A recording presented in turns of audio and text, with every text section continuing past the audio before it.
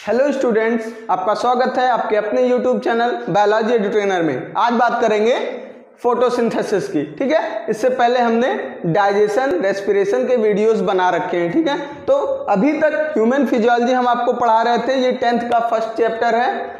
अब हम plant physiology की तरफ धीरे धीरे बढ़ रहे हैं, जिसमें पहला टॉपिक है हमारा फोटोसिंथेसिस। फोटोसिंथेसिस का मतलब पहले आप समझ लीजिए, फोटोसिंथेसिस किन में होगा? प्लांट्स में होगा। इसको एक तरीके से हम क्या कह सकते हैं? एक तरीके से कह सकते हैं ऑटोट्रॉपिक न्यूट्रिशन। ऑटोट्रॉपिक न्यूट्रिशन, ठीक है, ये किन में होता है? ये स्पेशली किस में होगा? प्लांट्स में होगा। समझ में आ गई बात? अब photosynthesis is derive from the two words, दो वर्ड से डिराइव हुआ है, फोटो एंड सिंथेसिस। तो फोटो मीन्स फोटो जो होगी वो होगी सनलाइट। फोटो क्या होगी? सनलाइट। अब सनलाइट की प्रेजेंस में क्या हो रहा है? सिंथेसिस हो रहा है, यानी कुछ ना कुछ क्या हो रहा है? मैन्युफैक्चर हो रहा है। क्या हो रहा है? मैन्युफैक्चर हो रहा है या कुछ ना कुछ बन रहा है। समझ में आया? तो क्या बन रहा है? फूड मटेरियल बन रहा है। तो प्लांट की जो सेल्स हैं, जैसे ये हमारी क्या है, लीफ का स्ट्रक्चर आप देख रहे हैं, तो लीफ की जो सेल्स हैं उनके अंदर क्या हो रहा है? फूड बन रहा है। ठीक है, अब फूड कैसे बनेगा? फूड बनेगा फोटोसिंथेसिस की प्रोसेस के थ्रू। समझ में आ गई बात? अब ये फोटोसिंथेसिस को अगर हम डिफाइन करना चाहें तो ये क्या है? Simple food making process of green plants. क्या? Food making process of green plants. ठीक है, अब ग्रीन प्लांट्स हमने क्यों कहा? क्योंकि जो फंगस हैं, फंगस ग्रीन नहीं है और उनको प्लांटी में ही रखा गया है। समझ में आ गई बात? बाकी सारे क्या है? सारे ग्रीन प्लांट्स ही होते हैं। तो ये क्या है?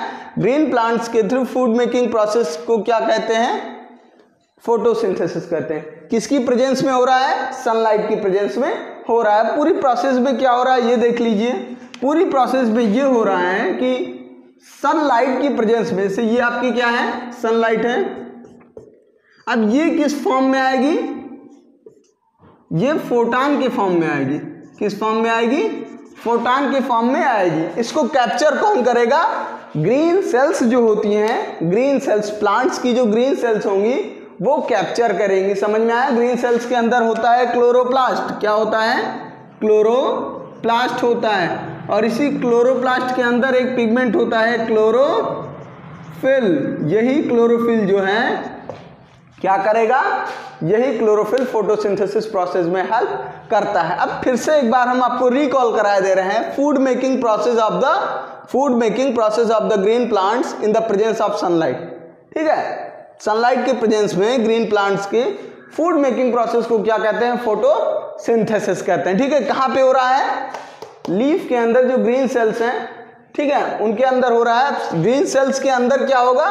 ग्रीन सेल्स के अंदर क्लोरोप्लास्ट होगा। क्या होगा? क्लोरोप्लास्ट। और क्लोरोप्लास्ट के अंदर क्या होगा? क्लोरोफिल होगा। क्लोरोफिल सिंपली क्या है? एक पिगमेंट है। कैसा पिगमेंट है?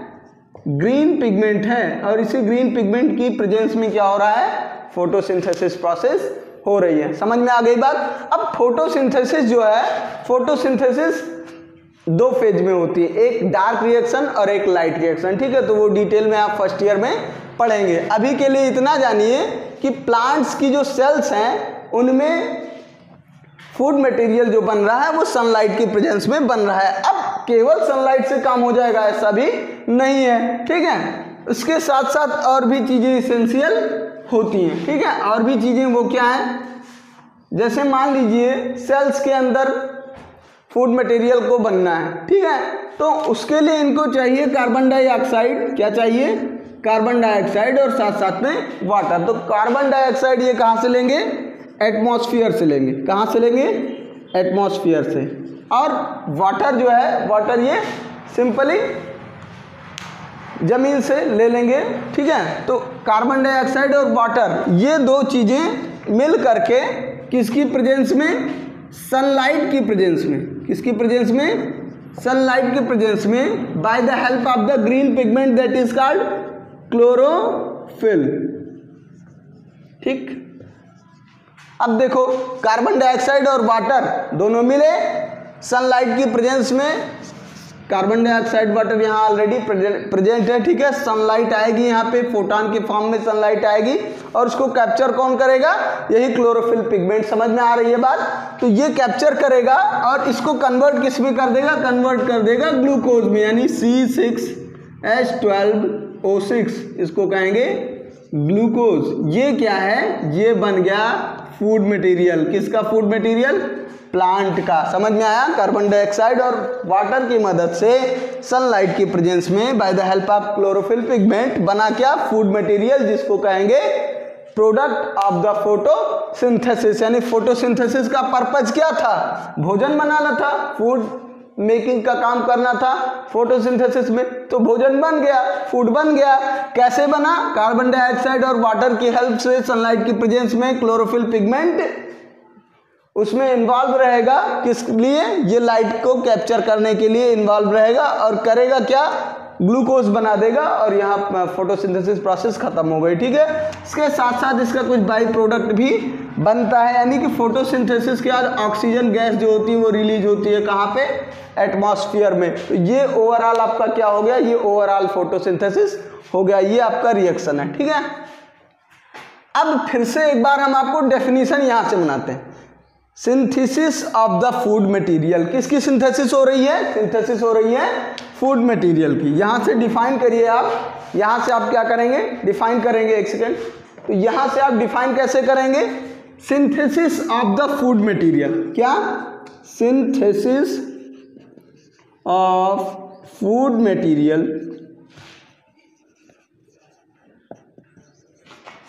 With the help of carbon dioxide and water in presence of sunlight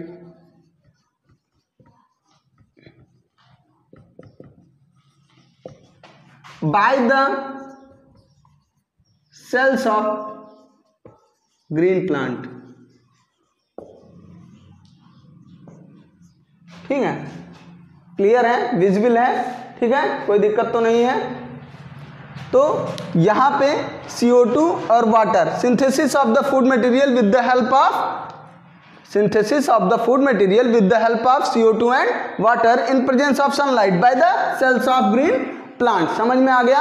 यानी फूड की सिंथेसिस हो रही है किसकी हेल्प से, कार्बन डाइऑक्साइड और वाटर की हेल्प से, किसकी प्रेजेंस में, सनलाइट की प्रेजेंस में। और हो क्या रहा है, पूरा प्रोसेस, पूरी प्रोसेस हो रही है फोटोसिंथेसिस। समझ में आ गया? या कहें simple, food making process of the green plants by the help of carbon dioxide and water in the presence of sunlight. समझ में आ गई बात? तो ये क्या है, पूरा फोटोसिंथेसिस है, ठीक। तो इसके बारे में डिटेल में हम आपको आगे फर्स्ट ईयर में भी बताएंगे, लेकिन अभी हाई स्कूल लेवल पे आपको बहुत ज़्यादा पढ़ना नहीं है। अगली चीज़, ये कार्बन डाइऑक्साइड और वाटर जो है, कार्बन डाइऑक्साइड और वाटर जो है वो कैसे आएगा प्लांट्स के अंदर, सॉरी वाटर की बात हम नहीं करेंगे, वाटर तो जमीन से आ जाएगा। कार्बन डाइऑक्साइड क्या है, ये एक टाइप की गैस है। तो ये गैस कहाँ से आएगी, ये गैस आएगी, ये छोटे छोटे पोर्स आपको लीफ के सरफेस पे दिख रहे होंगे, इनको क्या कहते हैं, इनको कहते हैं स्टोमेटा। क्या बोलते हैं, स्टोमेटा।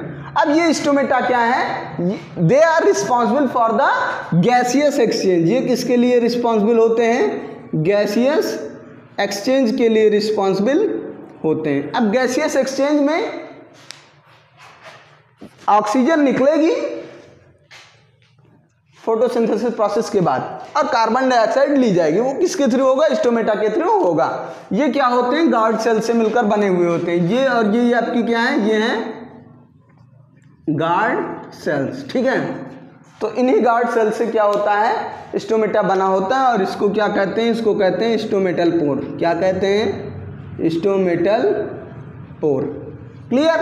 तो गार्ड सेल के थ्रू क्या होगा, कार्बन डाइऑक्साइड इन होगी और ऑक्सीजन आउट होगी। यहाँ पे कार्बन डाइऑक्साइड इन हो रही है और ऑक्सीजन आउट हो रही है। समझ में आ गई बात? अब स्टोमेटा के थ्रू कार्बन डाइऑक्साइड कहाँ पहुँच गया, सेल्स के अंदर पहुँच गया। अब उसके बाद में क्या होगा, उसके बाद में वाटर ये जमीन से ले लेते हैं, ठीक है।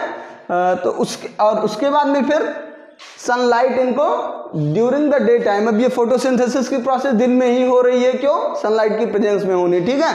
तो ये चीज़ इनको एटमॉस्फेयर से मिल गई, कहाँ से, स्टोमेटल पोर के थ्रू ये एंट्री कर लिए, और उसके बाद में वाटर जो है ये जमीन से ले रहे हैं, सनलाइट इनको सन से मिल रही है, ठीक है। और उसके बाद में क्लोरोफिल पिगमेंट ऑलरेडी इनकी सेल्स के अंदर है। समझ में आ गई बात? कौन सी सेल्स? ग्रीन सेल्स, जहां से फोटोसिंथेसिस की प्रोसेस हो रही है। तो अब ये ओवरऑल क्या हो गया, ओवरऑल आपका फोटोसिंथेसिस प्रोसेस हो गया। समझ में आ गई बात? अब फर्दर डिटेल आपको अगर समझना है तो आप थोड़ा वेट करिए, फर्स्ट ईयर में जाएंगे तो आपको और डिटेल में मिलेगा, और अगर आपको और डिटेल में पढ़ना है तो आप कमेंट बॉक्स में लिख दीजिएगा, तो हम इसको और डिटेल में पढ़ा देंगे, ठीक है।